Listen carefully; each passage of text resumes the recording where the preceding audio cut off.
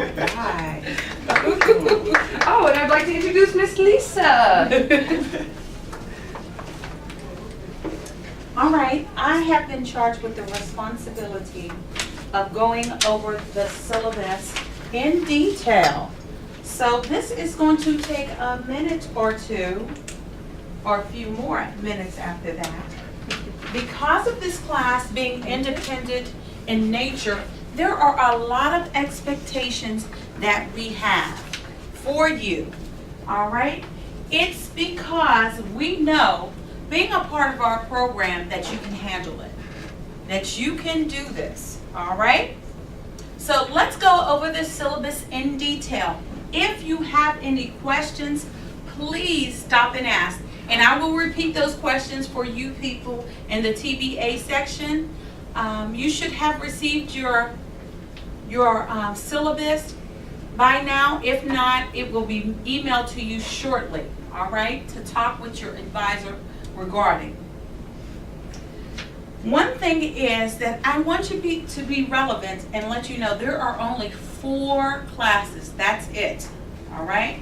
We do expect you to attend each one of them, because we will not just only give information out, we will also have guest speakers for you to ask questions for, all right? The first component Beth has already mentioned is our career investigation component. Our second is the world of work. Our third is the graduate school process. And lastly, our last class will be you presenting to us all of the information that you have done for this class, all right? Let's start. Class attendance policy. Because this is a regular class and there's only 4, if you miss one class, unfortunately, you will not be able to pass this class. However, we do understand that emergencies do happen, all right? You need to let us know in advance that you will be absent from this class, all right? Let your advisor, your assigned advisor, know specifically, all right, that you will be absent from the class. Because we need you in class to participate. We don't want our guest speaker to think that they're just talking to a videotape. We like to see your faces. We'd like you to participate. You know, all of that stuff. Plus, you'll get that one-on-one time with your advisor here. So you don't have to consume all of your time outside of class, meeting with your advisor, okay, more than once. Okay, the next thing in the grading rubrics is to create a portfolio. I will go into more depth regarding creating a portfolio for this class and preparing all of the material for the PowerPoint presentation. Yes, you are expected to do a PowerPoint presentation. That's going to be our 4th class, all right? And to attend 4 or more one-on-one sessions with your assigned SSS advisor regarding the class and regarding the material. Now, for the TBA section, that 4 or more is very important. You must have 14 documentable hours in this class, and you must demonstrate that you're able to do all assignments and complete all tasks on time, all right? For the portfolio, this is going to be simply a binder that you put together, and it must include an introductory page, which consists of your name, your classification, a photo of you, a personal goal statement. Your personal goal statement is what you intend to do. What are your expectations in life? It could be right here, going to graduate school. It could be going into a career, into technology, whatever you intend to do. That goal statement should be all encompassing on how you're going to get there, all right? So that's going to just be your first page, first 2 pages or 3 pages. Next, each month, Beth has already mentioned, you will receive a question packet, all right? This question packet coincides with every lecture, all right? And you are expected to complete the research that is required in each section of the question packet.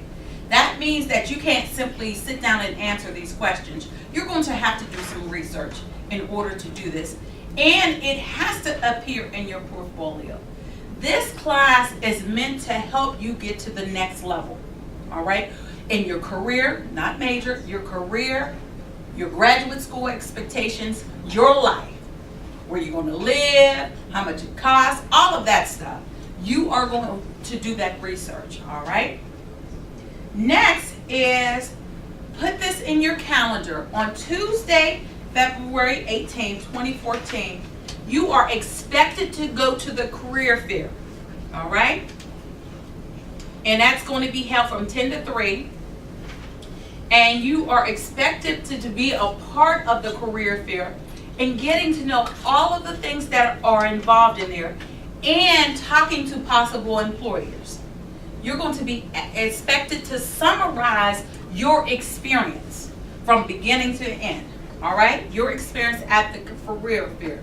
We do expect you to stay at least an hour and talk to a number of possible future employers and what they want and what they're expecting from you in order to be employable at this diverse fair, all right?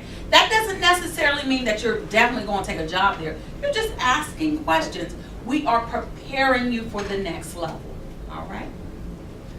Next, you are going to use the OOH, which is the Occupational Handbook, to do some research about your intended major and career, all right?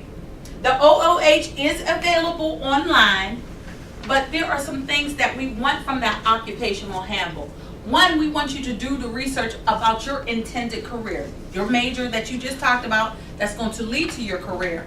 And then from there, you're going to tell us not only about that career, but you're going to tell us 2 other related occupations that you can go into based upon the OOH, all right?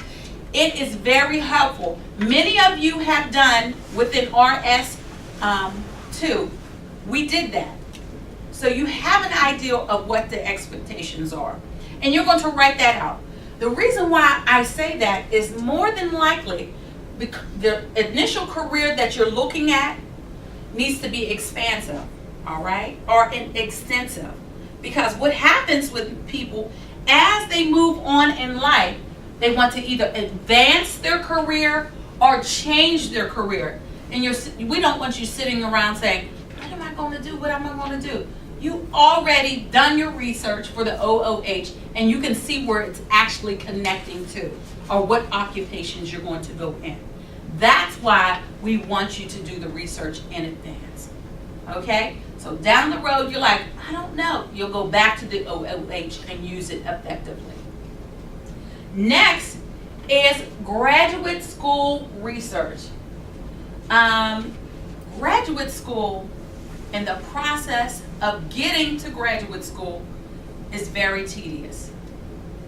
And there's a lot of expectations that graduate schools want you to have, all right? Especially if you're thinking about medical school, if you're talking about any professional school, any graduate school, there are prerequisite courses that you need to get into those graduate schools. There's exams, there's tests that you have to take prior to your entry. We want you to do all the research on your intended possible major or career and what it takes to get in there. And we're going to request 2 to 3 schools, possible schools that you may want to enter in the expectation. Within, here we go, the question packet, during that section of graduate school or beyond, you will get intense questions on how, and we need you to respond to how to get into graduate school and the expectations, all right? Next is something that I'm sure none of you really know anything about, but you will after this class, is budgeting. All right? Budgeting. Many of you, of course, don't make thousands of dollars yet. However, someday you will. You will be working a job and you need to know, how much is it going to cost me to live in this environment? How much is it going to cost me if I want a car? How much is it going to cost me if I want to buy a house? All of that stuff. If I want cable, if I want running water, all of those things. Taxes, how much does that cost? And how do I pay for those things? So within the budgets, yes, we are going to ask you to project those things. I know it's unrealistic right now to say, oh, you make $40,000, but you can project where you're going to spend your money, right? We do that now. As students, you do that. Okay, I only had this amount of money. This is all I can spend. But the reality is that once you're into your career, you're going to have money. Wow. Do I spend it all or do I save it all? Do I invest it all? All of that has to be connected. Okay. Next, the next several numbers I'm going over specifically are about career services. We strongly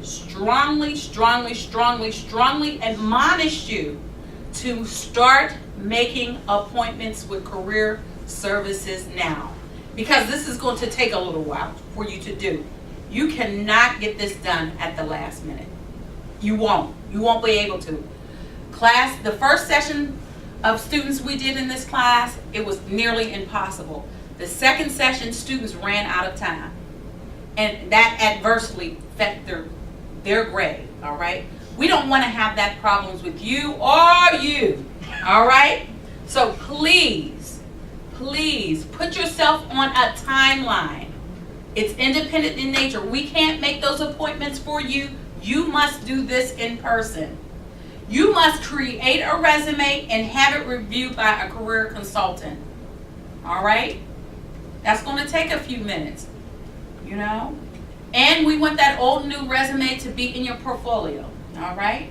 You must create a cover letter and have it reviewed by a career consultant, because we are preparing you for the next steps of internships, graduate schools, and your actual career that you want to go into.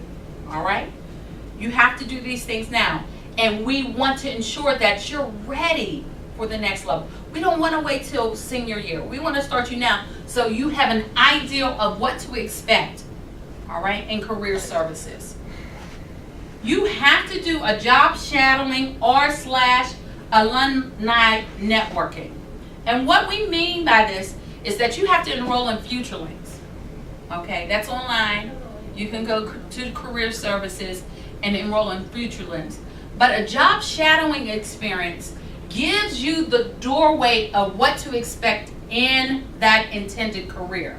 That's why we want you to do a job shadowing experience or an alumni networking. You can get that from FutureLinks.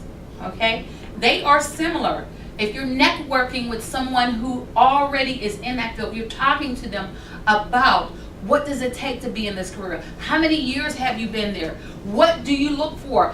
How many hours do you work? What did you have to do? That's why we want you to do this now. Set that up. That's going to take a minute to get those contacts and get that information together.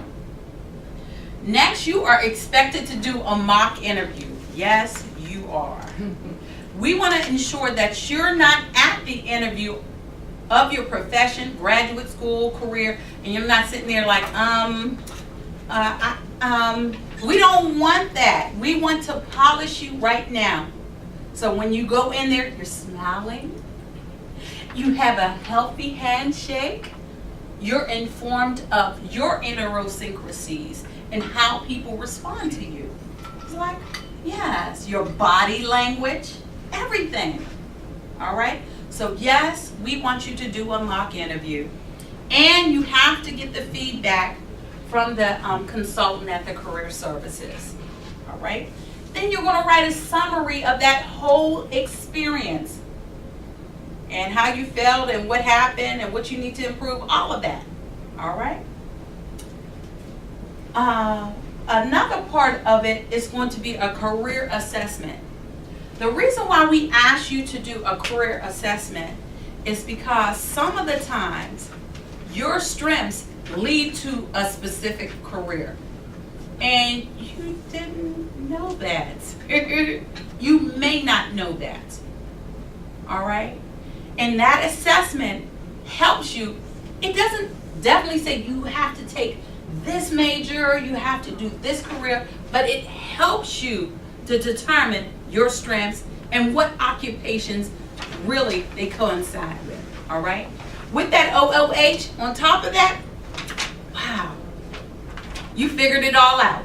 It can confirm some of the things that you already know, or it can give you new insight of things you did not know. All right?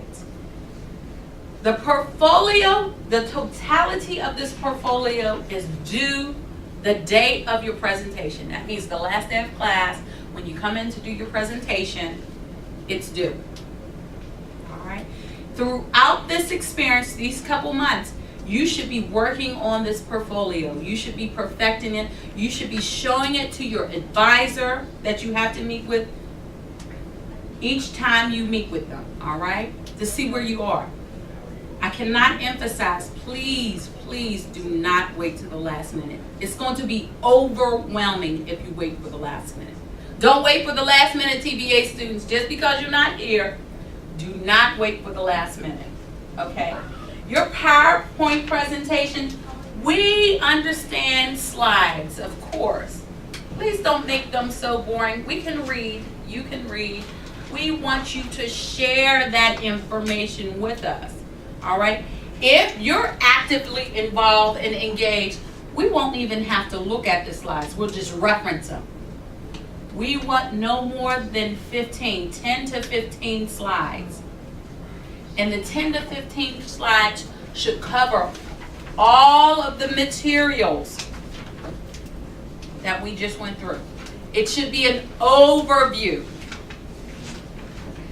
We don't want all the information up there. We're like, oh, can't read that, or no information up there. I like pictures, but you have to do what's best for yourself.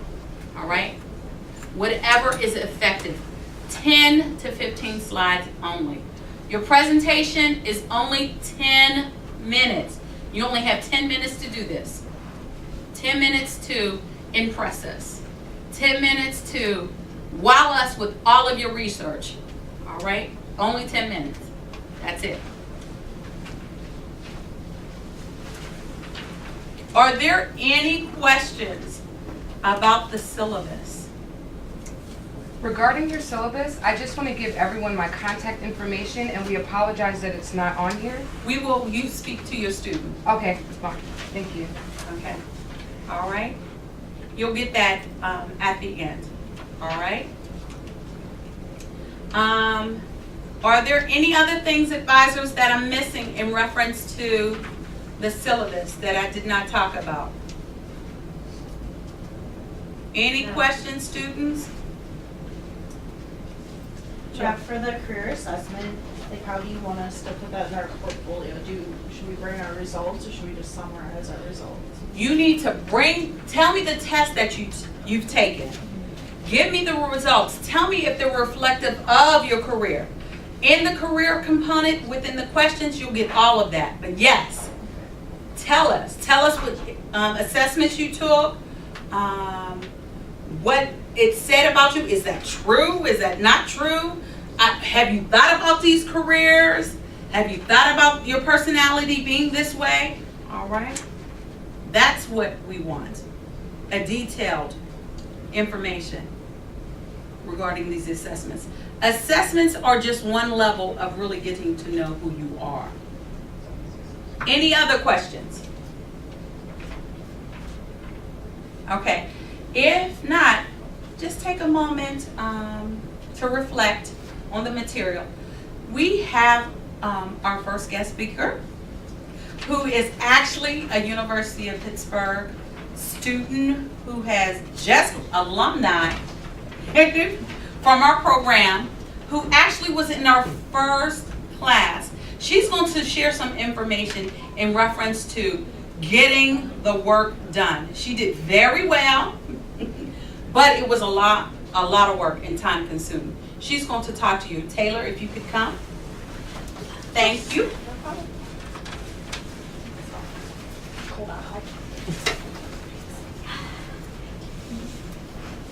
Okay, so I recognize some of your faces and probably had you in class. As Miss Lisa said, I went through the program. I did all the Right Starts, including Right Start 3, one of the first classes. Just graduated. Feels a little weird. But this class is definitely one of the most important classes that I have taken in my college career. It's one that really taught me how to self-pace. You're on your own. You're turning in these assignments and whatnot, but you need to stay on top of them. It's not something that, well, let me backtrack. I took the class as like watching the videos.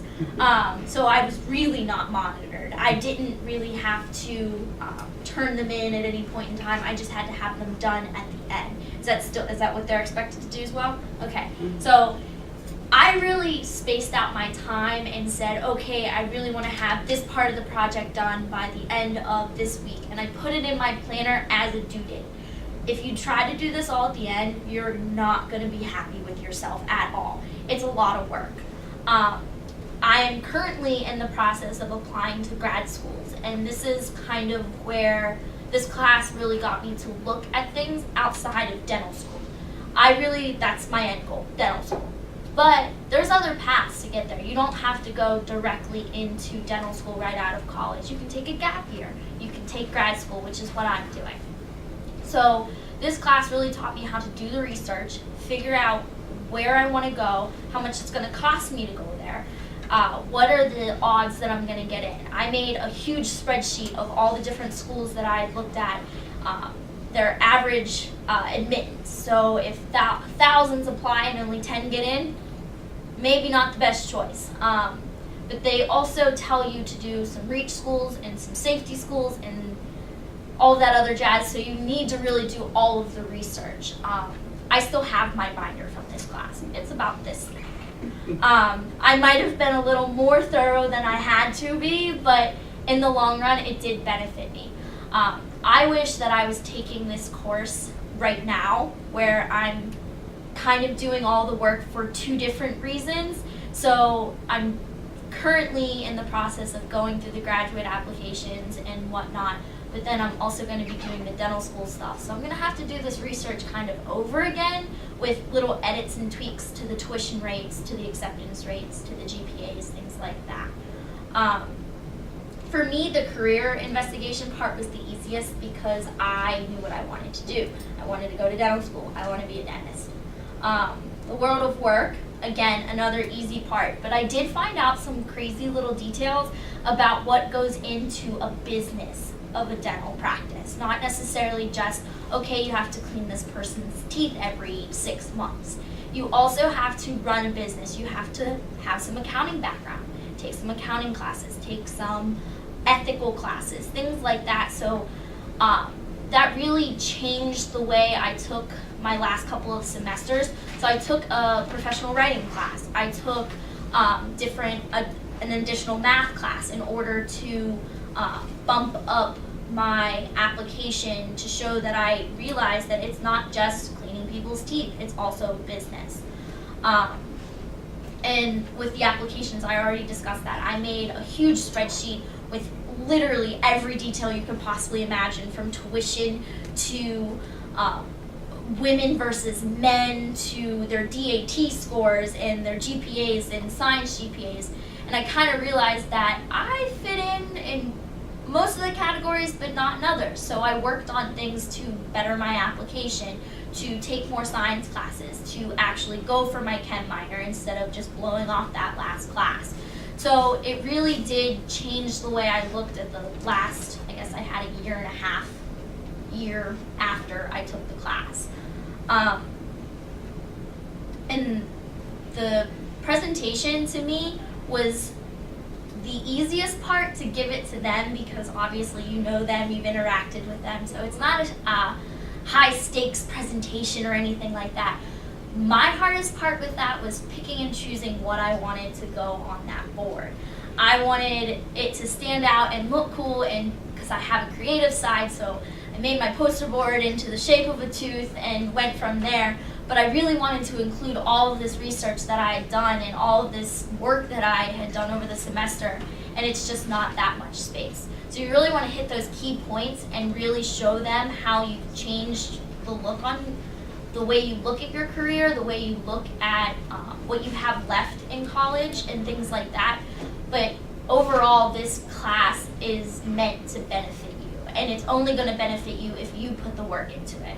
So if you say, yeah, I'm going to go through this and potentially get an A, cool, whatever, it's not about the A. It's not about the grades. It's really going to prepare you for what's coming. And to be honest, I never, ever, ever expected myself to be this way with the graduate applications that I am. I got one in yesterday, right by the skin of my teeth. So I think this class having occurred at the same time would have really, really helped me. But having the knowledge and knowing how to get the information that I wanted to get was extremely helpful. Do you guys have any questions for me about anything with this course? Advisors, did I hit everything?